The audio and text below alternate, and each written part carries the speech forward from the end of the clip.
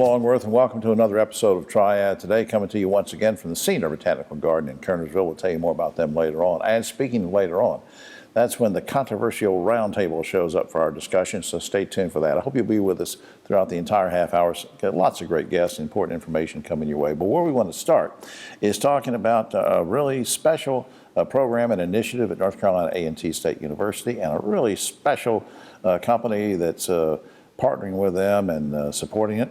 And my two very special guests, our good buddy, Davis Montgomery is here with us, who's District Manager, Local Government, Community Relations for Duke Energy, and our special guest that David's brought along, socially distanced behind us, and in the center of things always, Dr. Robin Koger, Dean of the College of Engineering at North Carolina A&T State University. Thanks for coming. Pleasure to be here. Davis, let me start with you. How is Duke Energy involved in supporting education in general and A&T in particular?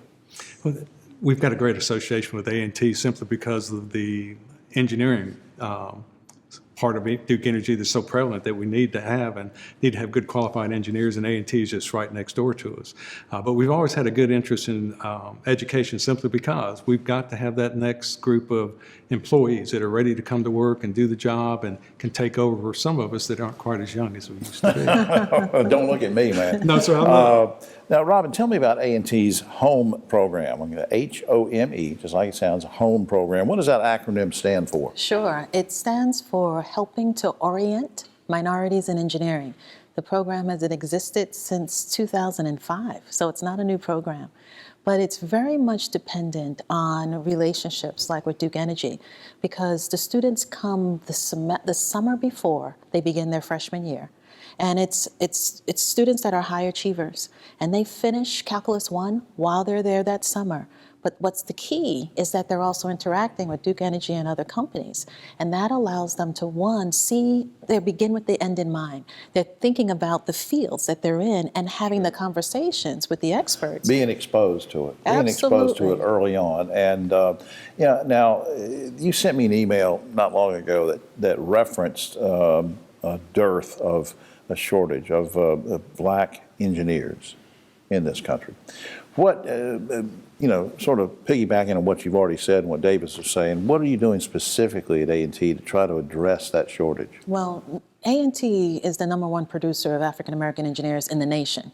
And that is typically, when people think about us, that's one of the things that comes to mind. Right. I think what we continue to do is make sure that our ecosystem in the college is enriched with all these kind of activities, working with Duke Energy, working with other companies, so that the students are thinking about their fields, but they're doing projects and hands-on learning while they're in school, so that when they go on internships, when they go full-time, they're already hitting the ground running and ready to contribute immediately to the companies they work for. Now, we both sort of paid compliments to Davis and Duke Energy, but you just said a moment ago, you used the phrase, and other companies. So now, how do you get other companies involved? How can other companies get involved with you and with the engineering program? Sure. They can contact me, or they can contact our Director of Corporate Engagement, which is Tamara Ziegler, and we will talk with them about what they have in mind, and we will figure out some way that they can partner with us. So we understand the importance of companies and our students working together, and it is a success, and it's a win-win for both. Now I'm going to turn the tables on you personally, and we didn't rehearse this or anything, but I'm just curious, first time you and I have met in person. Who or what led you to a career in education? Was it something that a teacher said, a parent, an aunt, an uncle? Who got you here? Yeah, it's a good question. I loved learning. I still love learning. And so for everyone out there, even as you're an engineer, or if you're a professor, which I am, a professor with 3 different degrees in mechanical engineering, loving learning makes you also want to excite others to do the same. So that is ultimately what ended up having me be in academia. And so whether I'm doing research or whether I'm encouraging others, it's very exciting because the fields are continuing to grow and advance so quickly. Absolutely. You know what excites me is just having Davis here. Oh, clearly. No, very quickly, in about 10 seconds, just wrap up for us. Important to have that pipeline of talent for you guys too. It is, absolutely. We have as we've already talked about, there is a shortage of engineers within our own company. And that's primarily what we need and what we do. So we've got to have that pipeline. We've got to establish it early. Up on screen, duke-energy.com is the general website, and Jimmy Flythe would hit me in the head if I didn't mention generatingprogress.com, which is a great consumer website, seriously. And a quick shout out to the good folks at A&T. Go to ncat.edu, learn all about that. Robin, thanks for being here. Pleasure to be here. Will you come back sometime? I would love to. Davis, thanks, pal. Great to see you, sir. As We'll always. be right back after this. Back now on Triad Today. Always glad when we can spend a few minutes with the good folks from Say Yes Guilford and all the great work they're doing for students to get them ready for college and keep them straight and ready to go. And speaking of ready to go, we're ready to talk right now with Elizabeth Paul. She's Vice President for Donor Impact for Say Yes Guilford. Welcome to the program. Thank you so much for having me. You sent me an email the other day, and I want to throw out some phrases that you had in the email because you guys provide a lot of services to students. So let me just, free tutoring, comment on that. Free tutoring. So we are back in the elementary schools because the students are there, and that's where we want to be. So we have about 500 GCS students currently being assessed so that we can pair them with one of our army of tutors and get them remediated and meet them where they are in their educational journey, and that is free. That is something people can volunteer to help us do from the comfort of their home and their computer because it's all virtual and COVID safe. And so we're recruiting now. I'm expecting to see you respond to my email so that you sign up, right? Well, I don't know how to respond to emails. I just receive them. No, all right, classes for standardized tests. Classes for standardized tests. I'm thinking that you're talking about the work that we're doing in the college space. So throughout the fall, a lot of people, we love having 4 seasons here. I call fall Say Yes season. And that is where we're doing most of our workshops and planning with our high school students. And that's going to include everything from our first gen programming, trying to get those students into school, ACT and SAT prep. That's the standardized piece I think you're mentioning. Right. But we also do college planning workshops as well as FAFSA completion workshops. We're trying to take care of it all. And of course, we have lots of information sessions about our scholarships. Now, so folks at home will understand the terms you threw out. You threw out one called first gen. First gen. So that's our fancy short term for first generation college students. That is a direct partnership with the school district. It's something that they've wanted to prioritize, and we feel the same. So that is a smaller cohort of high school students who would be the first generation In their of their family. family to attend a post-secondary program. Yeah, I was the first I was first in my extended family to graduate from college. So, Fantastic. you know, we sort of came from that era. Even in the old days, guys like me, you know, our family said, well, it's important to go. And I know that's something you live by too, is it's important for these kids to. Of course, and you're you get an honorary Say Yes Scholar badge for that, Jack. Thanks. I look forward to getting that. Now, can students apply now for scholarships? Of course they can. So our scholarship portal opened actually October the 1st. The window stays open till June 1st of 2022, but I would implore people, don't wait that long. Go ahead and sign up, get in that portal, fill out your application now while we're thinking about it. If you're not quite ready to make the commitment, there's plenty of information sessions. You can always visit our website, check our calendar for those, and get the intel that you need to go ahead and complete that. And now, how can the community support your mission? I know you mentioned volunteers. Is that a key element of it? Of course. So thank you for asking that. Usually there's 3 things that you can do for us. You can volunteer, one. We have 500 kids, as I mentioned, and we don't have enough tutors. So if that's something that you're looking to do and connect with a child, I promise it will be just as meaningful for you as it will for them. The second thing you can do is connect and share. Go to our website, sign up for our newsletter, learn about all of the great impact that we're having, and tell people about it. Right. Chances are you know a student or some family that can benefit from something that we're doing. And lastly, for any nonprofit, the gas in our tank is a donation. So while you're there learning about us, signing up for stuff, consider making a donation. That is really going to help us fuel the mission and make sure that we can continue to provide these services and scholarships for generations of GCS students to come. Well, that's great, and that's a good time for us to, before we run out of time, to put up on screen sayyesguilford.org. Go to www.sayyesguilford.org. Remember, when you're typing this in, folks, there's 2 Y's together there, sayyesguilford.org. Learn all about it, make your donations, sign up to be a volunteer, and inquire about the scholarships. Elizabeth, thanks for doing this. Thank you for having us. All right. We'll be right back. Now, on Triad Today, we welcome back a guest who hasn't been here for about, I don't know, we were trying to decide during the commercial break, maybe 16 years. I don't know, was it something I said, Russ, that you couldn't come? Well, no, anyway, we're glad to have you back. Russ Reed, Executive Director of the National Center for Biotechnology Workforce with Forsyth Tech, and thanks so much for all you do for the community. Thank you, Jim. Let's remind people what the mission of Biotechnology Workforce is all about. So the mission of the biotechnology workforce is really to work with partners right across the country. So we work with partner colleges, and what we do is we look at the skilled technical workforce. And so we're in the business of really understanding what is it that the skilled technical workforce needs in terms of education and training. How do you work? Let's single out Forsyth Tech for a second when you talk about working with colleges, community colleges. How is that relationship going? It's a great relationship, Jim, and it's, as you know, we just said it's a long-standing relationship.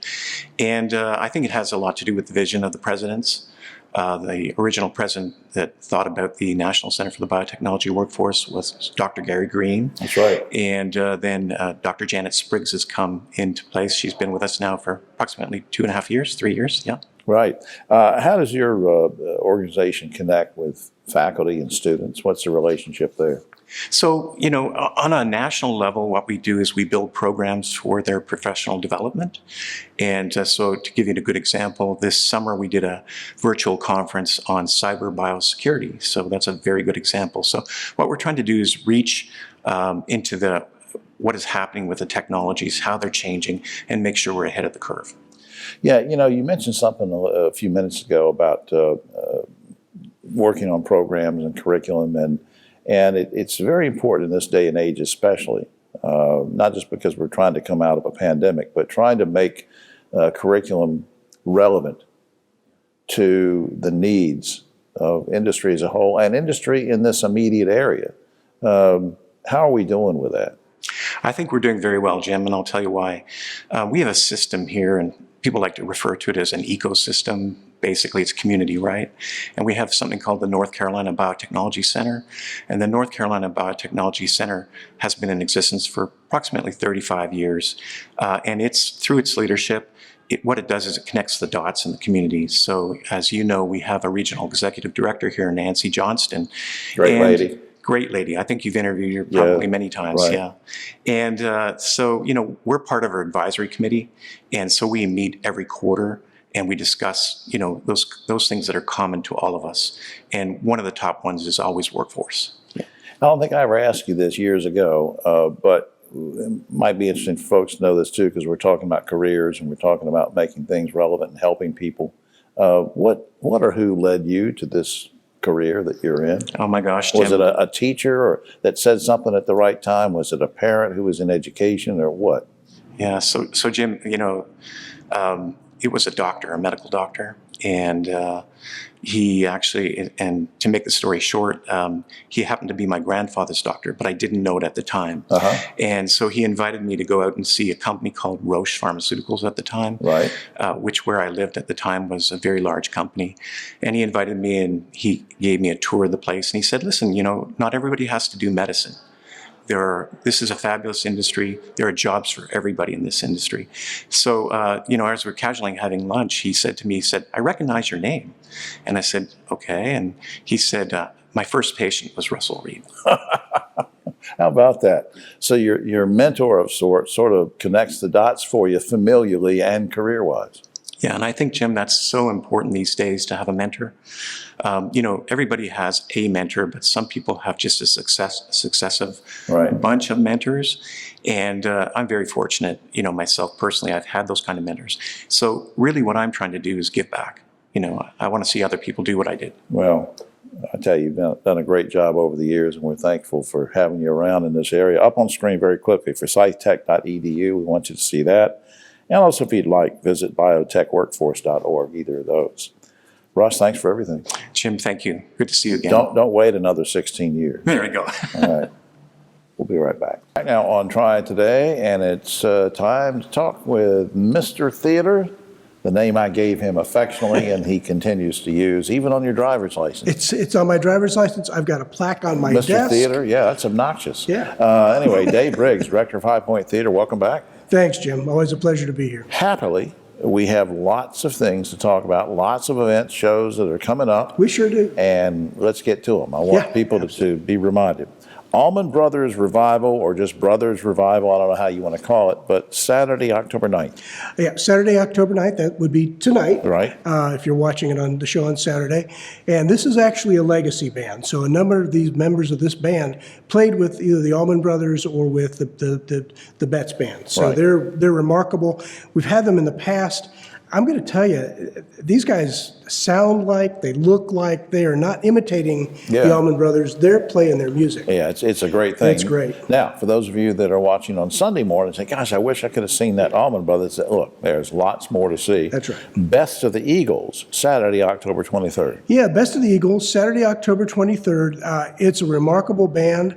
They're going to play all those wonderful Eagles hits. Take It to the Limit. Standing on a corner in Winslow, Arizona, all that great stuff. And we're really excited about that. This will be the first time we brought this band in, and we're really pleased that they're performing all around the country, and they're great. And then on that Sunday, October 24th. October 24th, we have Ernie Haas and Signature Sound. This is a little bit of a change for us because this is actually a traditional Southern gospel quartet or quintet. Right. And they're remarkable. I've actually known Ernie since he used to hang out with the Cathedral Quartet, and they used to perform in Lenore at one of my Great other music. venues. Great music. It's for everybody. I mean, it's Southern gospel music at its finest. Absolutely. Now, coming up on Friday, November 5th, mark your calendar, Schoolhouse Rock. Schoolhouse Rock Live. We're so excited about this. Now, we're going to have a morning performance of that at 10 a.m. and an evening performance at 7 p.m. So if you're homeschooling or if you've got kids at the house, you need to bring them. I mean, conjunction, junction, what's your function? Yeah. I mean, this is great stuff. Tickets are only $10. Yeah, I think This it's is a great. great family show. Great family thing. Now, here's a weird title, Hands of Liberace. I assume that's not that you haven't, robbed the grave of Liberace and put, anyway, it's Hands of Liberace, Sunday, November 7th. That's right. Philip Fortenberry, if you've seen the biopic for The Hands of Liberace, Philip Fortenberry is the person playing the piano in that biopic. He is a remarkable pianist in his own right, and he performs with amazing flair and grace. And if you love piano music, you're going to have everything from classical to popular played on the 88 keys like you've never heard before. Has a great range. Garrison Keillor, very quickly, Friday, November 12th. Oh yeah, Garrison Keillor from Prairie Home Companion and the Hopeful Quartet. Hopeful Gospel Quartet, going to be a great time. Croce plays Croce, Sunday, November 14th. A.J. Croce is the son of Jim Croce. He'll be with us on Sunday afternoon, the 14th of November. We're so excited. We've postponed this show so many times. Because of the pandemic. Because of the pandemic, and he had a health issue before that. So I'm so excited to have A.J. with us. And he's sort of the spitting image sound-wise of Oh my gosh, Jim yes. Croce. Rodney Marsalis, Saturday, November 20th. The Rodney Marsalis Big Brass Band. Now, he's one of the cousins of all the Marsalis brothers. Right. But this is a great band. They're based out of Philadelphia. It's a little bit more classical than jazz, but they've got a great mix of all that music. And finally, John Barry, Saturday, November 27th. John Barry is a wonderful country classic. I mean, if he doesn't go into the Country Music Hall of Fame, nobody deserves it. He'll be with us doing his Christmas stories and songs. First half of the show will be mostly his hits, of which he has a bunch. And then the second half is this wonderful Christmas program. It's going to be great. Now, highpointtheater.com is the website. Check it out for more information. I love the website. It's been redone. We were telling you about that. And for tickets, the quickest way to get tickets, 887-3001 is up on screen as well. Please do that. Mr. Theater, thanks for dropping by. Thank you, Jim. Always a pleasure. All right. We'll be right back. Triad Today, and just another shout out to the good folks here at Senior Botanical Garden. Check out the website. Check out the garden. Lots of great things to see here. You can hold your events here and everything. And right now we're holding these three people here hostage. And on my immediate right, the great broadcaster, journalist, but he's always on the left, actually, Ogie Overman. And socially distanced behind him is the great, lovely, powerful, Wendy Poteet, President and CEO of Say Yes Guilford, and you heard that segment earlier on, and we're glad that she and her folks are here today. And Keith Granberry, founder of Helping Hands Consultants, and a quick shout out to Ogie. Happy birthday, sir. Thank you, Jim. You didn't have to do that. Thank you so much. All right, this first story is either, I don't know if it's weird, sad, disturbing, I'm not sure what it is, but here we go. Citizens of a majority white neighborhood are petitioning to secede from the city of Atlanta because the crime rate's up so high. For example, the murder rate's up by 140%, shootings up by 170%. Here's my question. You have a problem with one section of any city seceding from the city? Oh. Well, it's just stupid. It's just an idiotic protest. Back in the 60s, a group of hippies in Richmond seceded from the Union. They were called the Grove Avenue Republican. I knew some of the guys. Right. They were hardcore, but that's just dumb. Yeah, but it may go through. They're taking it to the General Assembly. Wendy? I think we're looking back a few decades, and it sounds a little bit like white flight. I don't want to pull the race card, but that's what it sounds like to me. Except they're not fleeing because they're staying there, but they're not staying there. It's weird. What do they do about public school I'm and not infrastructure? Sure. I'm not sure. Maybe they'll come up here and go to school. Keith, you have a problem with it? Well, absolutely have a problem. It's Buckhead who's trying to succeed from Atlanta, and a majority of the tax revenue and stuff comes from that area, and they're trying to create another police force to keep out people who spend their money in that city, and it's wrong. But they should do something about the crime rate, regardless of whether they succeed or not. The crime rate in Atlanta is very high right now, and they got to do something about it. Right. We'll keep you posted on that. Now, speaking of crime, a new report by CNN shows that hundreds of police officers who have been convicted of violent felonies are collecting tens of millions of dollars in pension and retiring benefits. This includes those still in prison as well as those who've just gotten out. Guys and gals, do you think that police officers who've been convicted of a violent crime should receive pension payments? Okay. I really don't, Jim. I really have a problem with that. It just leaves a bad taste in my But mouth. Wendy, a lot of these guys have families to support who were not violent. Yeah, I get that, but their whole job is to protect and serve. And if that's your job and the crime that you're committed of is a violent crime, then you shouldn't be able to collect taxpayer dollars. What happens to the kids of the violent policemen? What happened to the people who they created the crime with? What happened to them? Number one, people can't even vote when they get out of prisons, but you're going to get a pension when you get out of prison? That's absolutely ludicrous. All right. Earlier this year, it was announced that Sirhan, the man who assassinated Robert Kennedy back in 1968, will probably get paroled. Meanwhile, now we learn that John Hinckley Jr. is going to be free to be released from supervised care. He killed two people and tried to kill Ronald Reagan. Do you think anyone who assassinates or attempts to assassinate a federal officer should ever be paroled, Ogie? Well, what do you mean by federal officer, Jim? Or some A federal elected official, anybody like Well, that, yeah, which would make it a federal crime. Yeah, I mean, obviously, president, vice president, federal judges, you shouldn't be paroled for trying that. So, yeah, unless it's some minor under assistant somebody. But other than that, no. Wendy? I find it ludicrous that we're having this conversation. It just shows how messed up the criminal justice system is when you have people that are rotting away in jail on basic marijuana charges. Right, yeah. Keith? If you kill somebody, whether it's a federal judge or a normal person walking off the street, you should not be paroled. I agree. Senator Richard Burr, our North Carolina U.S. Senator, says that college athletes who earn $20,000 or more in outside endorsements should pay taxes on their scholarship. Good idea or bad idea, Ogie?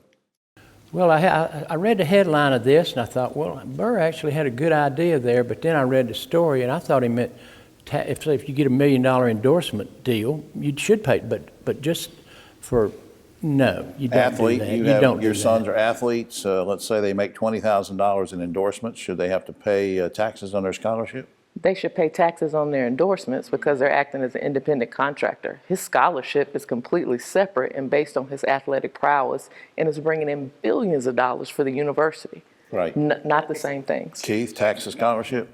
Absolutely not. I mean, these athletes are making billions of dollars for these universities. If there's any taxes that should be paid, then universities should be paying taxes using these people's likeness to make billions of dollars off of these athletes. And once they get out of school, they may or may not be pro.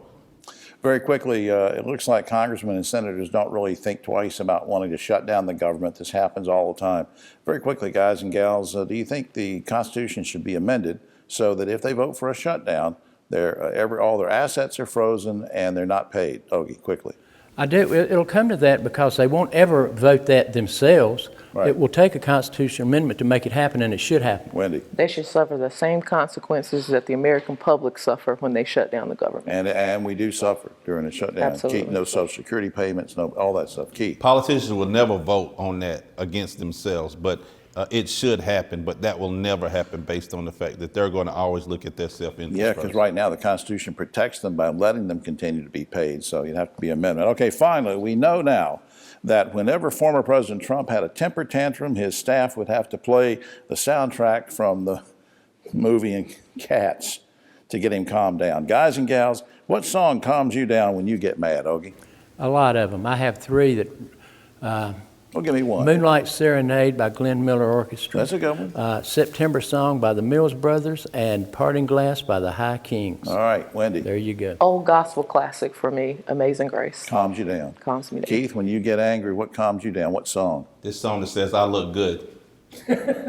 No, see, Keith, that's not you misunderstood. That's not the name of a song. That is the name of the song. It says, I look good. That's the name of the song. All right, well, that's I was going to say that's all the time we have, but that's actually all I can stand. That's all the time we have. Oh, except for this. A British construction worker named Nathan Mead says he cannot lead a normal life because he looks too much like Brad Pitt. Hey, Nathan, know how you feel, buddy? What are you laughing at? All right, for all of us here, Triad Today, I'm Jim Longworth. We'll see you next week.